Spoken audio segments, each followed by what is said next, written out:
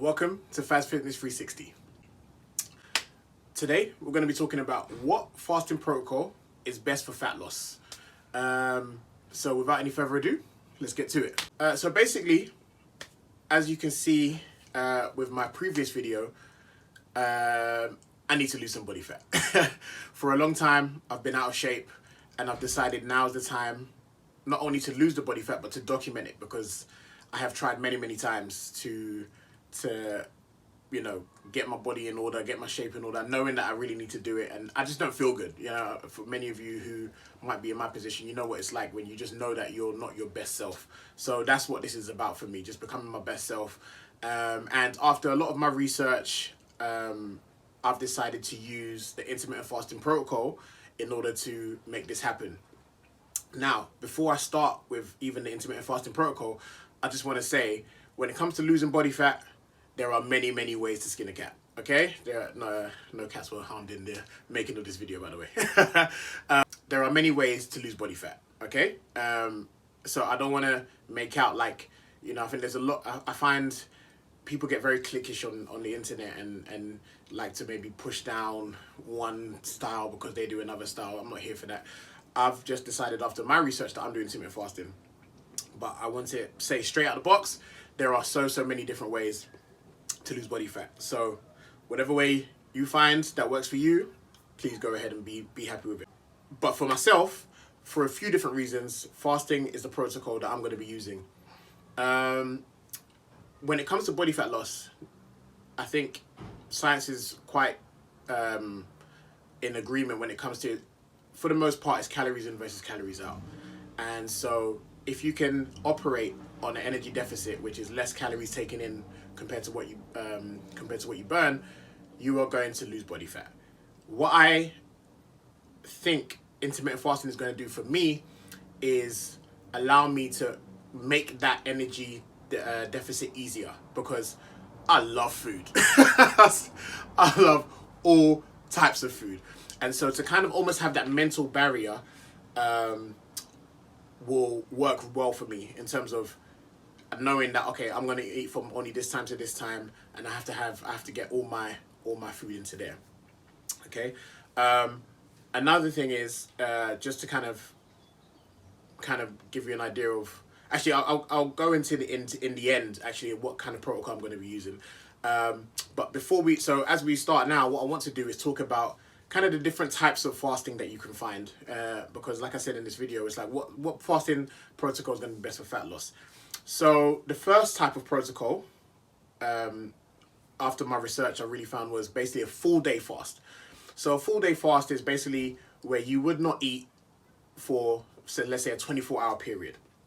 Now, there are many benefits to a full day fast. One of the main ones being what we call cell autophagy, which is almost like a cleansing of your bad and cells that are not working so well, and you give your body a bit of a rest. Your body doesn't have to digest food, so it's your body's able to do some of the other things it needs to get done in the body. So a full day fast is something that I've seen people use. When it comes to a full day fast, for me though, I think I want something that I have to be focused on a little bit more regularly, because I could see myself, this is just about knowing myself, I could see myself doing one full day fast, it working quite well, and then the rest of the time for the rest of the week, because a full day fast generally is obviously something that you're not going to do every day. So you might do that once a week, maybe maximum twice a week. Some people will even advocate for it once a month. So I know I'm not going to be doing a full day fast because I'm not going to be doing a full day fast every day. I might do it one day, and then the next few days I'm just going to go crazy. So I think I wanted something more regular. So then it comes to what we call intermittent fasting. So intermittent fasting is basically a period of time where you don't eat in a 24-hour period and a period of time where you do eat. I think the one that most people know about is what we call the 16-8. So that's a 16-hour window of not eating compared to an 8-hour window of eating. And I think the main reason why 16 became the number is one of the most important things, and obviously this is for fat loss, is what I'm trying to do this for, is that there is almost like an energy switch. What happens at about 12 hours of fasting, which is your body shifts to fat for energy. It makes a shift to fat for energy. And so really at 12 hours minimum, you start to get that shift, that switch over, and you want to kind of stay in that zone for as long as you can before having your meal. So that's how I feel like the 16-8 has come about. And so most people, like I said, know about the 16-8. Okay. Another type of intermittent fasting I've seen is kind of like a 24. So basically it's the 16-8 but extended. You fast for 20 hours and you eat for 4 hours. Okay. In that 4 hours, you can have as many meals as you want. Obviously, it's not a long time, so you're probably going to get maybe 2-3 meals max. And that kind of leads on to the other type of diet I've seen, which is, I think it's called the warrior diet, where you're having one meal a day. So you're basically fasting 23 hours a day, maybe eating for 1 hour. Obviously, that's going to keep you in a longer period of fasting, which you may get the fat switchover benefits for longer. So again, there's a few other styles of fasting, that I'm not going to go into, which things like a water fast, dry fast, which is the other one, which a dry fast basically is no food and no water. But I'm not really looking into that, because one thing for me is body composition. So that's an important element when it comes to what protocol I'm going to be choosing. So before I tell you what protocol I'm going to be choosing, I want to just kind of say again, as I said earlier, all of the above can work, from what I've seen, because it comes down to two things: what can you carry on doing, and calories in versus calories out. It's still an important thing for fat loss. Calories in versus calories out is still an important thing for fat loss. So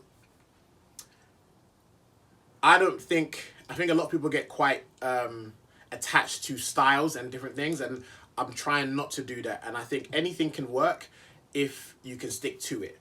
And so for me, what I have decided to do is almost a flexible style of intermittent fasting. So I'm going to be doing any minimum 16 hours. I'm definitely going to be doing a minimum of 16 hours up to a maximum of 20 hours. Okay, so I'm going to be in a 16 to a 20-hour fast. And that will purely depend on my day. Because one thing, a few things I'm looking for, obviously, is fat loss first and foremost. I want better body composition. But I also have a social life. And so there are going to be different times when I'm going to have to be in different places. And I do not want to be that social guy who's out and says, I'm not drinking, or I'm not eating, there may be times where I can do that, but there also may be times where I won't be able to do that. And so I want to have the flexibility of moving my fast around or shifting things in my favor. Still doing my fast. I want to be very, very devoted and successful when it comes to this program, because I really want to push myself and see what we can do in maybe a month, 2 months. But I still want to be flexible and social, and so I want to see if this is possible as well. So I'm going to be doing a flexi, what I'm going to be calling a flexi fast, a flexi intermittent fasting protocol, which is anything from 16 to 20 hours of fasting. The reason I'm not going to do a warrior diet is because I think I will find it too easy to kind of undereat, because I think undereating can also be an issue. I want to make sure that I'm maintaining as much muscle as possible whilst also losing the body fat. So I'm going to be doing 16-8 or 24 in between that. And what else I'm also going to be doing is I'm not going to be counting calories. Okay, so when it comes to body fat loss, counting calories and counting your macros is something that a lot of people advocate for, and it makes a lot of sense. It's just something I can't do. So, and we're going to see if it works or not. I find because of the intermittent fasting protocol, hopefully I'm going to be coming under when it comes to calories anyway.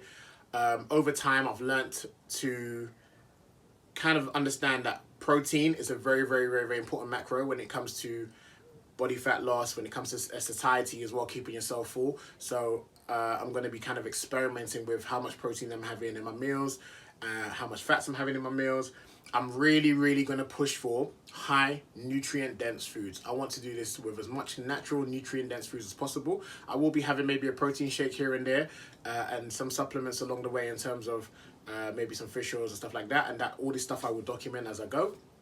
But when it comes to my meals, I want to be having high density, high nutrient-dense foods as much as possible. So